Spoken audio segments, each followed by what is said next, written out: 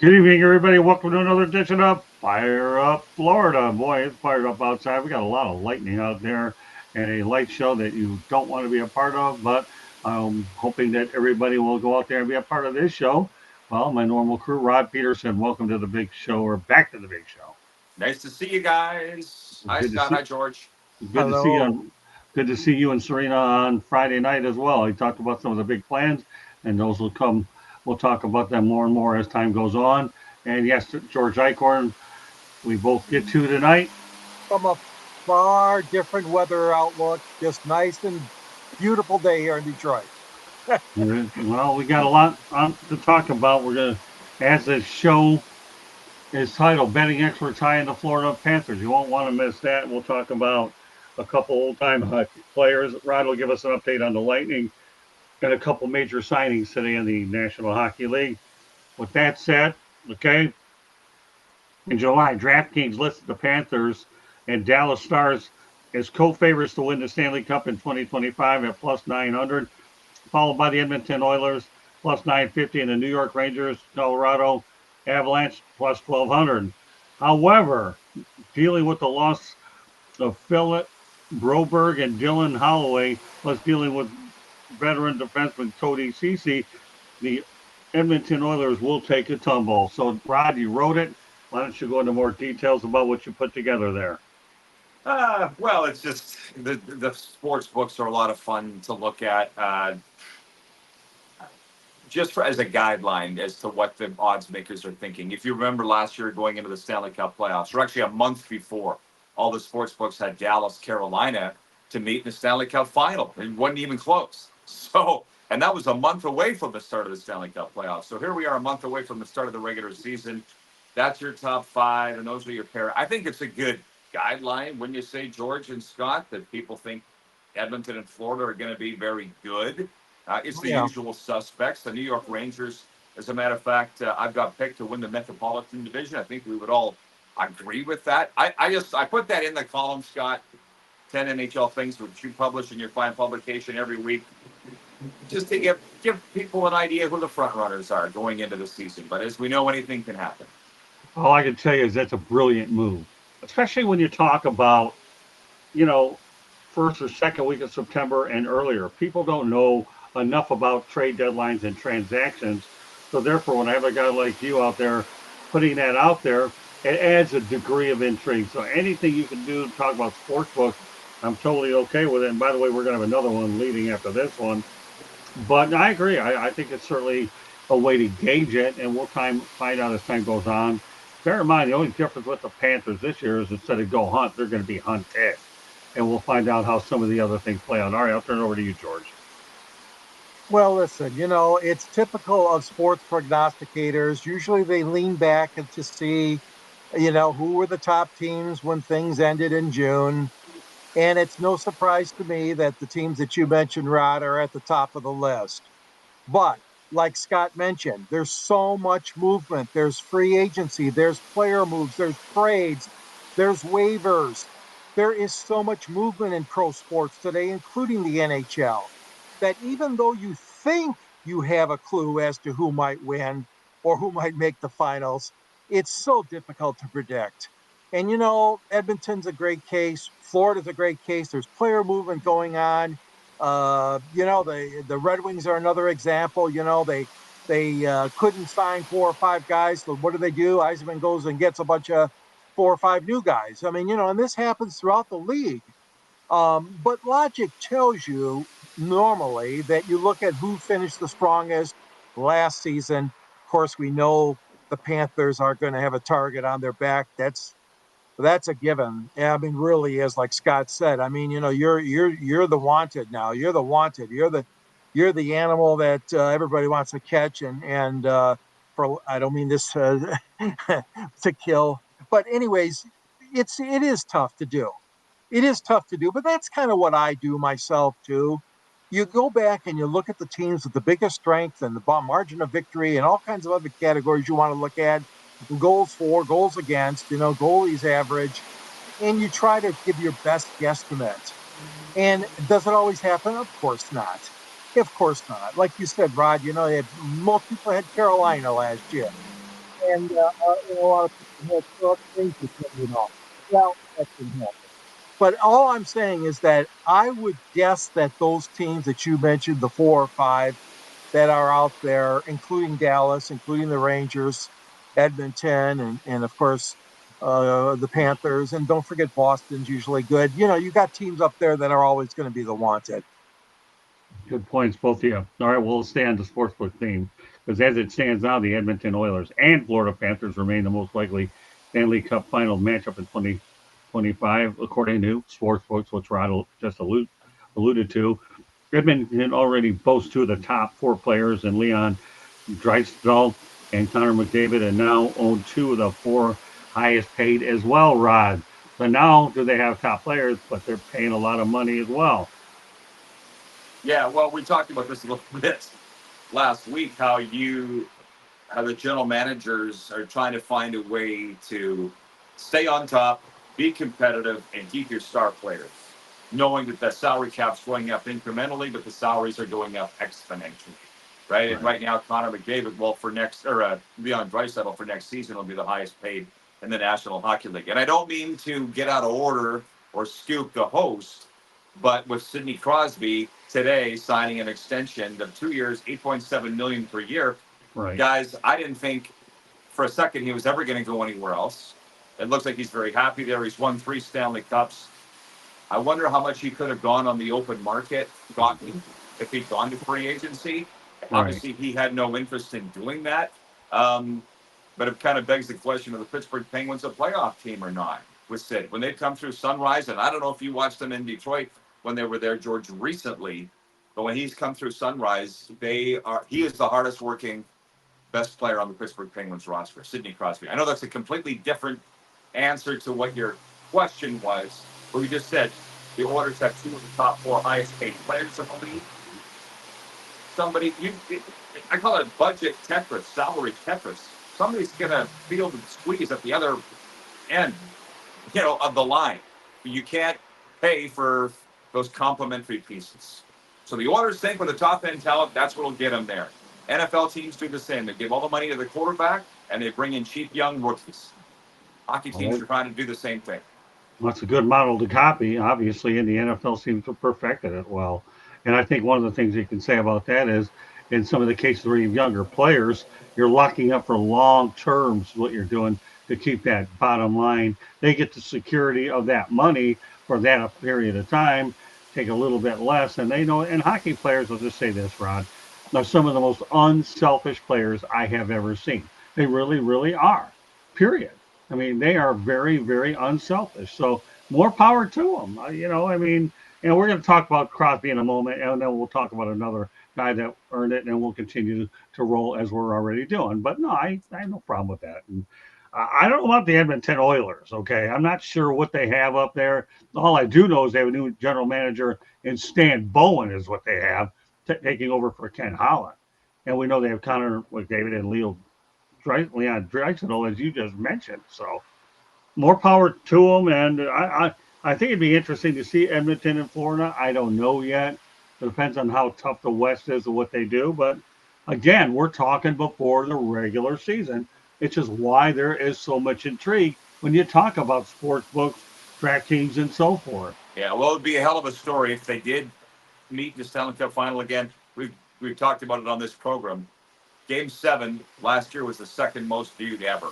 So I don't think the NHL would hate a Florida-Edmonton Stanley Cup final. That's just my thoughts. Well, your thoughts are it's a North American matchup is what it is. That's why the NHL would hate it. We've said our thing, but Mr. Eichhorn will say his. Yeah, well, it's no surprise to me that, like you mentioned, Edmonton's got these 2 high players. They're both very talented. They're very much deserving of it.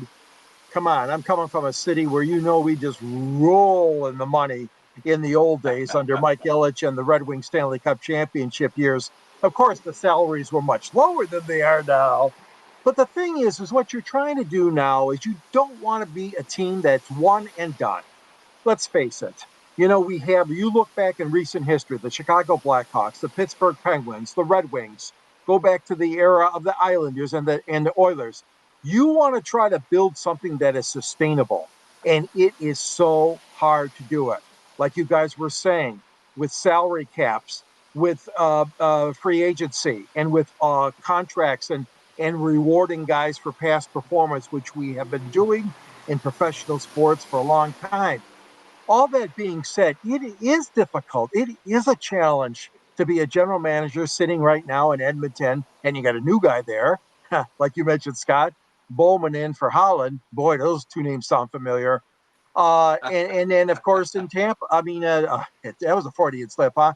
Tampa, they're trying to win it too, but Florida, So what you want to do is you want some sort of sustainability. I don't even use the term dynasty anymore because that's so far from the NHL right now. But like I said, you group those teams in there that have won it more than once, and you see the pattern of trying to get signed and back as many as they can, as many players, as many as their front players, both offensive, defense, and of course goaltenders.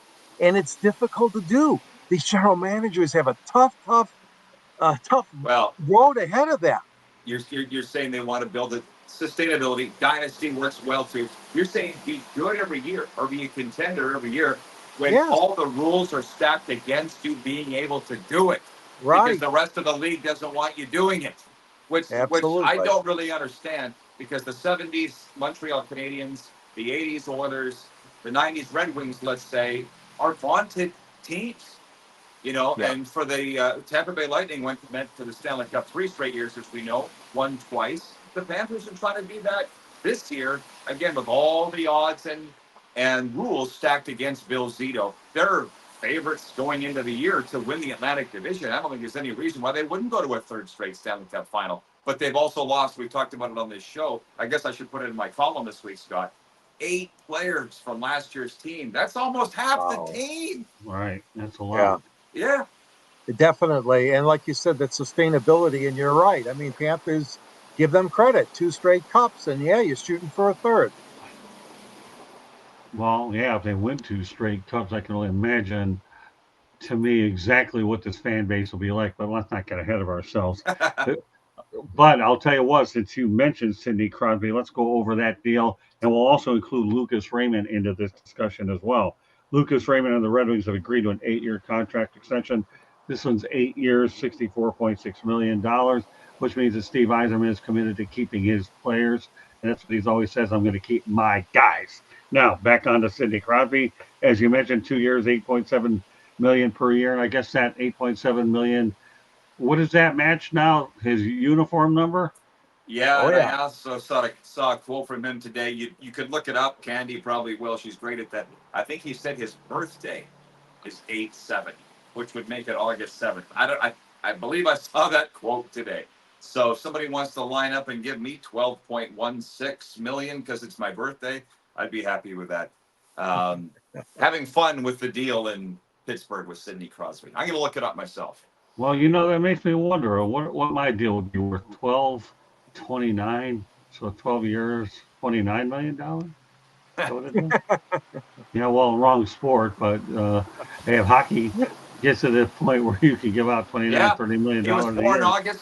Guys, he was Well, born powerful. August 7th, 1987. Really? Eighth month, Wow. Wow. seventh year in 87. He wears Surreal. 87 Wow. and he makes 8.7 million a year. No wonder So he likes that number 87. exactly. I'd Well, like it too. my lucky number is 33.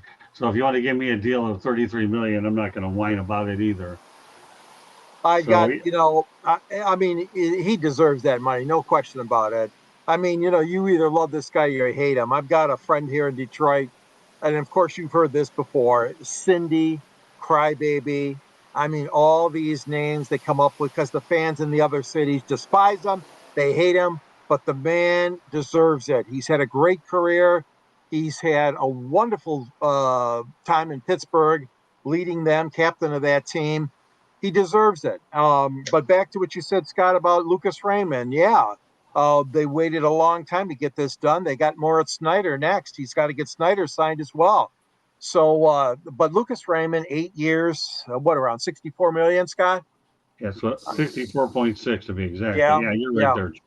yeah. And he's He's one of the leaders on that team, along with Dylanlarkin and Snyder. And so Yzerman knows and the Illich family knows they had to open up the pocketbooks. They had to get this guy signed, and he's got a lot of potential for leading that club. But again, their supporting cast is what's going to be very important too in Detroit. But yeah, these two guys are obviously at different sides of the spectrum. Lucas Raymond is still just a kid, and Sidney is looking to put a big exclamation point on his career. But the 8.7, yeah, he deserves it. And you're right, Rod, what you said a few minutes ago. If he was on the free agency, the open market, God only knows what the other teams would have given him or offered him. All right. Well, Well, go ahead, Scott. no, that's all right. What were you going to say? Oh, I've told you on the show in the past, I had friends that owned the Arizona Coyotes. And one night we were sitting around shooting, and you know what, just like we are right now. And they said, we're going to sign Sidney Crosby. And I said, oh, is that right, guy? How are you going to do that? We're going to fly him out here. We're going to show him Scottsdale, show him a good time. Why wouldn't you want to sign in Arizona? I'm like, I don't know. Maybe he's with the best team in the NHL at that time. It was about 10 years ago. I'm like, guys, it's not that easy. And Sidney obviously loves Pittsburgh. He's a god there. I find it very admirable when guys like Austin Matthews re-upping with the Leafs, when guys want to stay. That means a lot to me. I'm sure it does to you guys too. Well, loyalty, no question about it. But that said, we got to be loyal to our station break. So we'll put that in. We'll bring Ken Dabling on for exactly that station break. So just to give everybody an overview, in case you're just joining us, we just talked about Lucas Raymond and Sidney Crosby, and we're talking about betting odds. And Candy will tell you how to re-listen to the show. We'll turn it over to Candy. Go ahead. South Florida Tribune Publishing Company published a book last November. It is called Lessons from the Microphone, Tuning into the Enduring Wisdom of Visionary Leaders. It is written by Scott, the Motor City Madmouth Morganroth, and the foreword is written by none other than George Eichhorn. Get your copy on Amazon, Kindle, Barnes & Noble, Apple, or Google Books. There is also a link to the book on southfloridatribune.com, where you can find all of these three fine gentlemen write for us. And they have articles. There's a link to the book on the front page. There's also a link to our merchandise store. So if you want a South Florida Tribune hat, sweatshirt, shorts, go out and get yours today. If you like to listen to podcasts, you can get this podcast wherever you get your podcasts: Apple, Google, Spotify, iHeartRadio. Monday nights, we talk on Fire Up Florida hockey. Then following, we will talk about baseball. Tuesday nights, we talk football. Wednesday and Thursday nights on Sports Exchange and Fire Up, respectively. You never know what the topics are going to be, so tune in to find out. Then we also have on Wednesday nights, we have the Motor City Madmouth Show with Scott and George, and you never know what they're going to be talking about, so tune in. That's on nofilter.net. At Tribune South is our Twitter handle. Again, our website is www.southfloridatribune. Back to the program, Scott. Rod, I got to ask you a question. Really serious question. Do you have ESP? Maybe. Okay. Because you know what? Here's a guy, people, folks, fans, that talk about the 1970s Montreal Canadiens, right? But I got two topics of Montreal Canadiens looking back. Seriously. Great stuff, Rod. Well, I cannot believe I have this ESPN, guy. I can tell you that. And No. Yeah. Don't mess up the one-liner. I ain't talking about them. We're talking about ESP, extrasensory perception. I got you. So we're going to set it up this way. Looking back on the career of Geoffrion of the Montreal Canadiens, he played from 1950 to 1968. He scored 393 goals, 429 assists. Points, he had 822. Games played, 883. 1 Hart Trophy, 2 Art Ross trophies, 1 Calder Trophy, 6 Stanley Cups. And mind you, I believe he was the first coach of the Atlanta Flames. What are your thoughts, Rod, about Bernie Boom Boom Geoffrion? I think it's the greatest nickname in the history of the National Hockey League. That's really all I think. I also think he's credited as being the man who invented the slap shot. Okay. Have we heard that, George? Have you heard that before? That's what I heard about Boom Boom. Yeah. And they just don't have nicknames like these guys anymore. He was the era of Rocket Richard, Boom Boom Geoffrion. I can't think of too many. The Golden Jet, Bobby Hull. Yep. Yeah, exactly. They just do not make, listen, with the Panthers now, it's Eki and Bob and Like, come on, guys. Put a little thought into your nicknames. That's what I think of Boom Boom Geoffrion. I think he's the greatest nickname in NHL history and the man credited with inventing the slap shot. There you go. There, and of course, let's not forget, if my memory serves me correctly, he was the first coach of the Atlanta Flames, and I believe they drafted a guy by the name Phil Muir on that team as one of the first goaltenders. Either it was Phil Muir, or I think the other one, as I go back on it, was Daniel Bouchard as well. They both played for the Flames. All right, George. Boom, boom. Eichhorn, no, that's his name. But what are your thoughts about Oh, well, I'll tell you what, you're dragging a big, important name out of the hockey past. I agree with what you said, Rod. I mean, that's a great nickname. It really is. Playing in the era of Gordie Howe and a little bit with Hull and, guys like Richard, the Richard brothers, and Gump Worsley and Eddie Giacomin and Terry Sawchuk. I mean, that was a golden era for hockey, no question about it. But Boom Boom, yeah, that is a great nickname. He was highly regarded in the NHL as a player and as a coach. Not as much success as he probably wanted, but just a great, great guy. And I'm sure that those old Red Wings could spin some yarn about some of the games they played against Boom Boom. He wasn't afraid to throw the weight around, just like our friend Gordie Howe wasn't afraid to throw the elbow around. Yeah, well, George, let me interrupt you for a moment. We'll focus on Gordie Howe next week. Today, I'll drop the boom boom on you if you don't stay with Geoffrion. All right.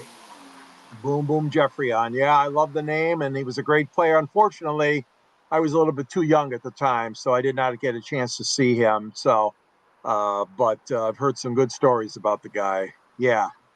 All right, well, we have Walter Mitchell. It's hockey day. My Red Wings up. Lucas Raymond 8.8075 got one done. The contract I saw could be different than what you have, but yeah, they did. The Wings did re-up Lucas Raymond. They're building around their finance about their core, and that's one way to do it. So, all right, well, we'll stay to the Canadiens theme, okay? And we're going to look back on the career of Jean-Beliveau. Montreal Canadiens goals 507, assists 712, points 1219, games played 1123, 2 Hart trophies, 1 Art Ross, 1 Conn Smythe, and get this, 10 Stanley Cups for Mr. Beliveau. He's nodding his head. I'd nod my head if I were you, Rod, George, because Jean Beliveau was one heck of a player. And obviously we know that both of these guys are in the Hockey Hall of Fame. Yeah, Rod? well, yeah, go ahead. Well, Beliveau matches, I believe, Henri Richard, the Pocket Rocket, each with 10 Stanley Cups. It was before my time to watch, but what I know about Beliveau is I think he was 6'4", which was a giant in that era of hockey.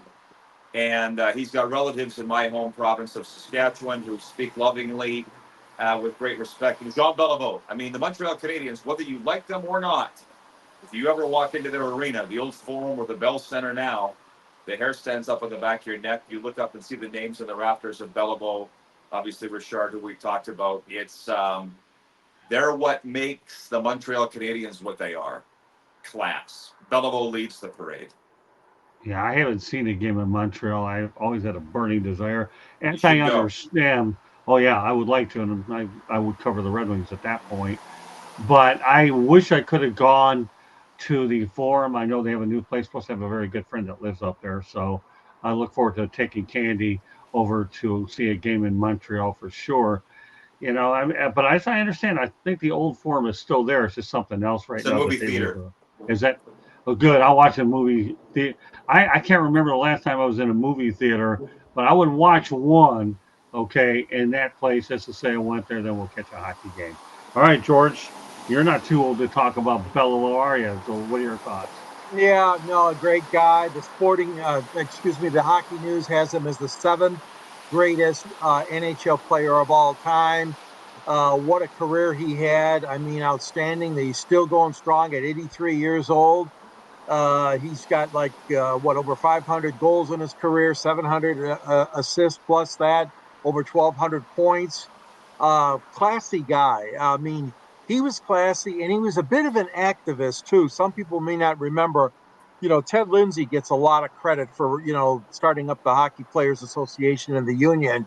But John Beliveau was pretty active too, and voicing his opinion on, the rights and the privileges of hockey players as far as being unionized. But boy, when I think of the Montreal Canadiens, Jean Beliveau obviously is one of the top guys you think of. Richard, of course, and Worsley, but boy, oh boy, Beliveau, just a class guy. Also, I understood that the late Prime Minister Mulroney twice tried to get him to enter politics, but he said no. A little bit of trivia: he said he didn't want any part of that, even though he was considered an activist. But Yeah. yeah, great guy. Certainly wore the Montreal uniform with great pride. Always a class guy. That's a no-win to go down that road. I've been offered a couple of times to get into politics too. No thanks.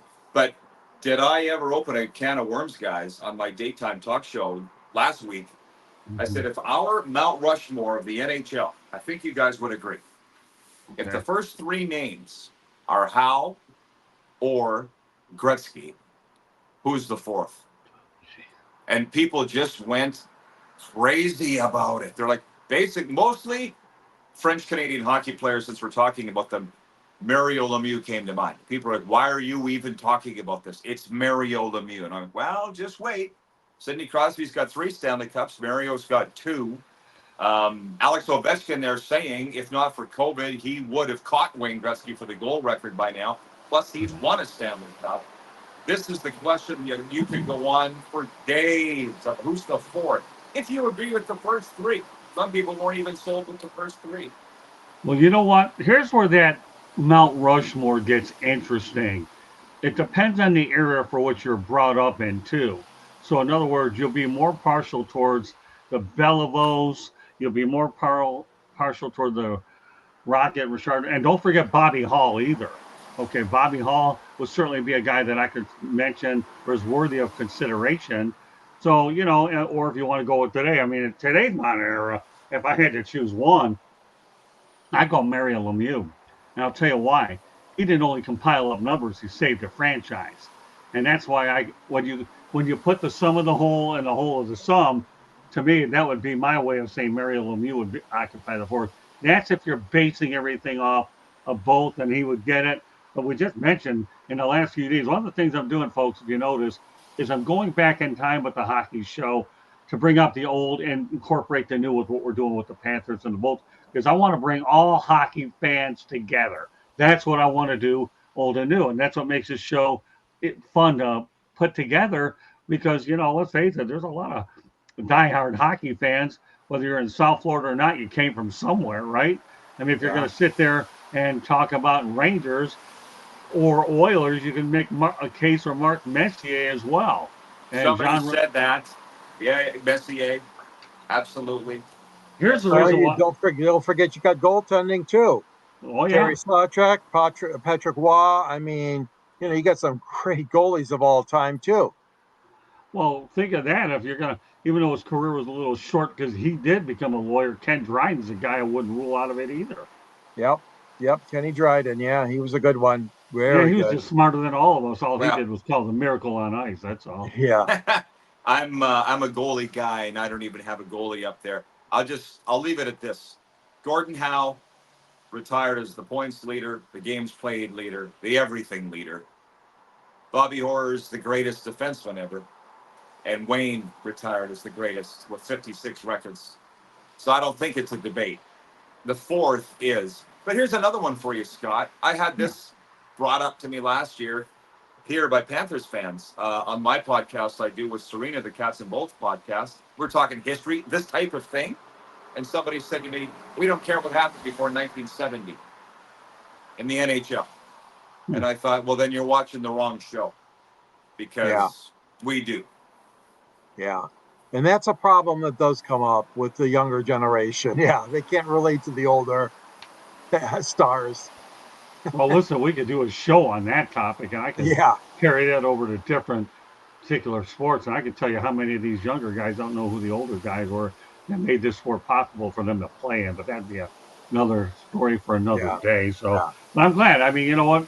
maybe one of these days, Rod, we'll go out there and come up with our own Mount Rushmore. I think it's good. Right now, we're trying to do it on the fly without deep thought, Yeah. but it's so good because of the fact that I do mention Geoffrion and Beliveau, who are just phenomenal players in their day, and they play for Scotty Bowman. No, George, don't talk about Scotty Bowman because you go and fill the rest of the show. We'll have nothing to talk about. Just kidding. I love George's elaborate answers. They're really, really good.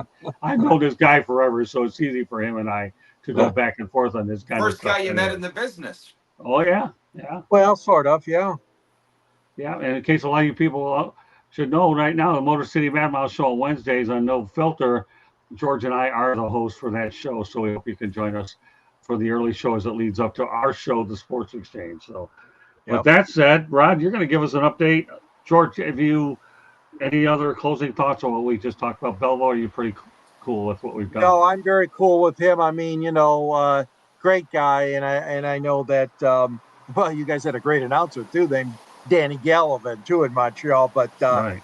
no, I've heard all the great things are true about Beliveau. Great guy, and a great citizen, Canadian citizen as well. Now, well, I'm going to turn over to Rod right now. He's going to give us some Tampa Bay Lightning updates. What's the latest going on in the Tampa Bay area, by which I will be going up there this week to cover the Miami Hurricanes and the USF Bulls. Oh, my goodness. This one's tugging at the heart. This one's tugging at the heart. My alma mater against a team I have a major vested interest in. But you know what? I guarantee I'll never lose no matter what happens that day. I was going to say, a very smart guy told me that you won't lose either way. See, there you go.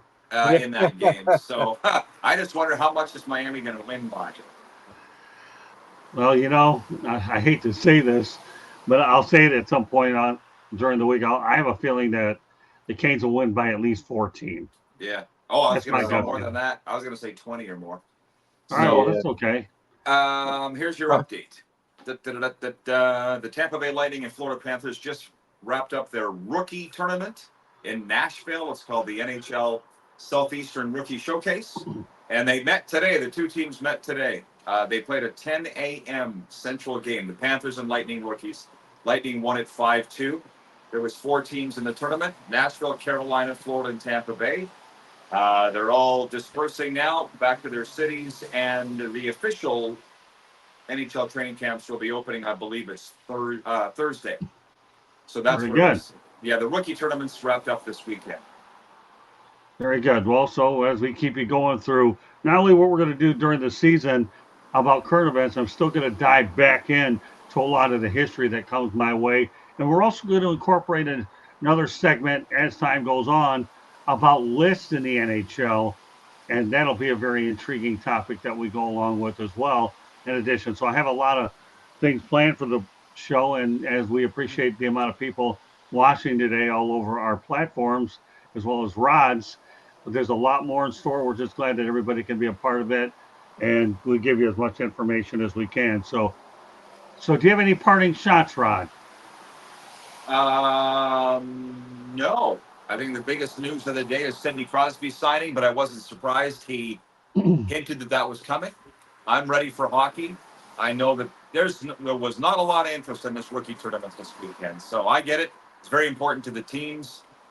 Not as important to the fans. And I like the preseason games. I'm going to be going to all the Panthers games. Lightning and Panthers play 3 times in the preseason with the big clubs. So just happy to be on chatting with you guys. Always good to see you. George, you have a great week. Keep up the great work. And I need one of those hats, so don't forget. We'll take care of it. Don't worry. I mean, you and I are going to be getting together sometimes during the day. One day during the week, we'll just have to sort it out. Rod and I are going to continue making plans to make this show as big as we can, and George Eichhorn obviously has done an unbelievable job. Promise.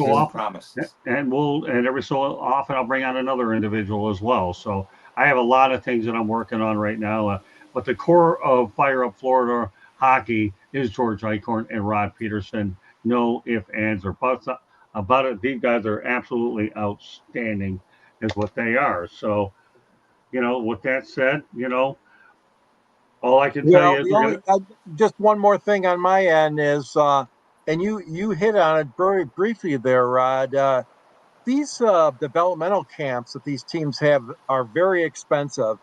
I have an unnamed source who told me that the Red Wings are very concerned about the cost of this whole thing going up to Traverse City, and they only got one team, Dallas Stars. Jim Nill and the Stars are the only team that came this year.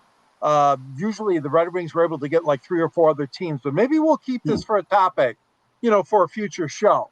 Sure. This business about the developmental camp and how costly they are, because they're flying kids in from all over the world that they drafted. So I mean, it's a big expense. I don't know if it's worth it. I like it.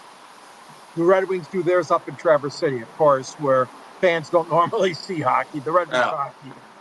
I don't know how you guys have been around this business a long time. The hockey people are going to want to do it. The business people are not, because it doesn't make any money and it just costs them money. So that's the constant rub of sports. So, okay, thanks, guys. All right. Well, anyways, Rod, before you take off, one thing I want you to do is before you exit the program is let everybody know how they can get a hold of you as well and where they can see your show, and then you can take off. Well, right there on the screen where it says Rod Peterson, just put an @ in front of that. It's @ Rod Peterson, Twitter, Instagram. And from there, you can see my various shows. I have a daily talk show from noon to 2 Eastern on Game Plus TV, the Rod Peterson Show, and the Cats and Bolts podcast that I do with Serena, focused specifically on Panthers and Lightning. So, won the award for the fastest growing podcast last year. I don't know if I told you that. Well, you haven't, but I got news for you. At the rate you're going, there'll be plenty more things that you're going to accomplish. And we're just glad that you're a part of the hockey show that we're putting together. Well, we're glad to have you on. Well, Josh Adore a little late for this party, but this show's ending a little bit because we covered all the ground, and we do have baseball coming up shortly. So there's your favorite friend there. Josh Adore. Show's ending early? No, they do start at 7:30, Joshua, just so you know. And that's Eastern time. Show up early, Joshua. Fix your watch. There you go. Work on that watch. Okay, but no more Tarasenko comments. We burned that bad boy out. Well, with that said, all right, Rod, we appreciate you being on the show. George, why don't you let everybody know how they get a hold of it? And Candy will have one more station break. Rod will be in touch for sure. And, of course, now he says, I'll watch return. I'm out being a janitor. If that's okay, Rod. Joshua, more power to you. Got to do what you got to do to support the family. More power to you. So, but that said, Rod, we appreciate you doing this, and we'll see you next Monday night. Thank you, Rod. All right. Thank you. All right. Good night, Rod. Good night.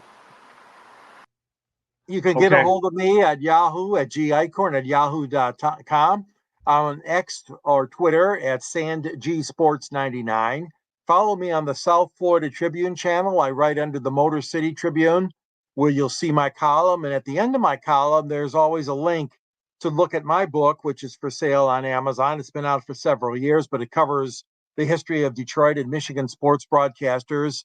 And myself and Scott are in the book, along with so many other greats, our dear friend Ernie Harwell, and great guys like Bob Ufer and Beckman and Blaha and Ray Lane and Dave Dials. The list goes on and on. So here we go. We got several ways you can get a hold of me or follow me on the shows. Glad to be part of Fire Up. I'm glad to be part of 108 Stitches and also the Sports Exchange. And so it's a great network to be part of, and I'm proud of being part of it. And Candy and Scott, you do a great job. Always. Thank you, George. One more final station break, and then we'll call it a night. Just so you know, 108 Stitches Baseball Talk will follow us at approximately the top of the hour. So go ahead, Candy, take us to the finish line. The South Florida Tribune Publishing Company published a book last November. It is called Lessons from the Microphone, Tuning into the Enduring Wisdom of Visionary Leaders. It is written by your host, Scott the Motor City Madmouth Morganroth, and the foreword is written by none other than George Eichhorn. Get your copy today. Barnes & Noble, Google, Apple, Kindle, and Amazon. There is also a link on our website, www.southfloridatribune.com, where you can look at the great writings of Scott and George and Rod. They all write for us. I take pictures. I'm better off behind the camera.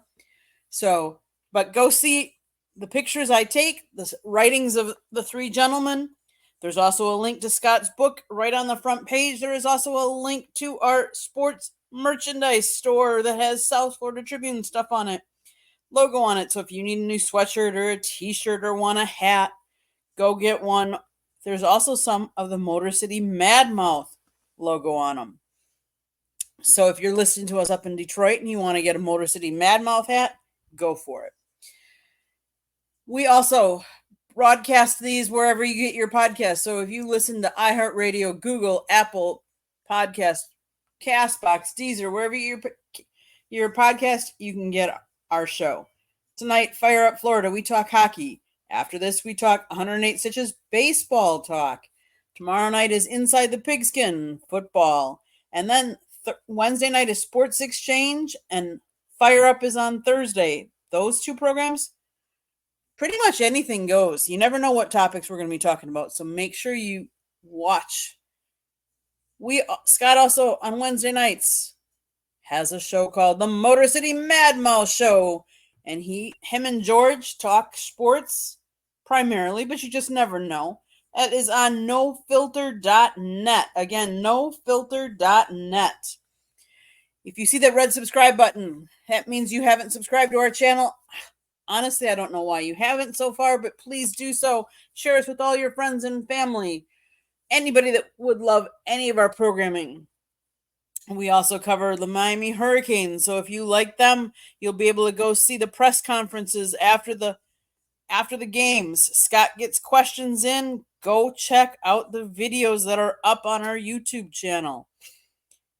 If you are a Twitter fan or X, at Tribune South, if you want to email us any topic ideas, southfloridatribune@gmail.com. If you want to sponsor a show or advertise the show, you're going to call Scott, 954-304-4941. Again, publish a book, Lessons from the Microphone, Tuning in the Enduring Wisdom of Visionary Leaders, available on Amazon, Barnes & Noble, and Kindle. And George wrote a book that's also available on Amazon. There's a picture up in my upper right corner right now of George's book as well. Support everybody that supports us and go and get the book. Both books. They're both very good. Okay, Scott, back to you. All right, Candy. Thank you very much. Great job by Rod, George, as usual. And I should point out, when you do subscribe to our channel, then you'll definitely go out there and get all the alerts necessary that you can get about what we have coming on here. We try to go out there and have a lot of different types of shows, so to each his own, so to speak. So we'll have a lot more great ideas in the pipeline as well. So, but meanwhile, we do appreciate B. Lowe's 22 meeting a ribeye steak. Well, if you're interested in the food idea, I had manwich tonight with the crushed hamburger. That was fantastic. And I don't talk about eating, but that was pretty good. So with that said, we're trying to phase out fast food except for Subway. But meanwhile, we have 108 Stitches baseball talk shortly. So we look forward to seeing you back then. So on behalf of Rod Peterson, Candy Ebling, George Eichhorn, and myself, Scott Morgan, the Motor City Mad Mouth, I want to thank you for joining us on this edition of Fire Up Florida. And we will see you next Monday night, same time, same place. Good night, everybody.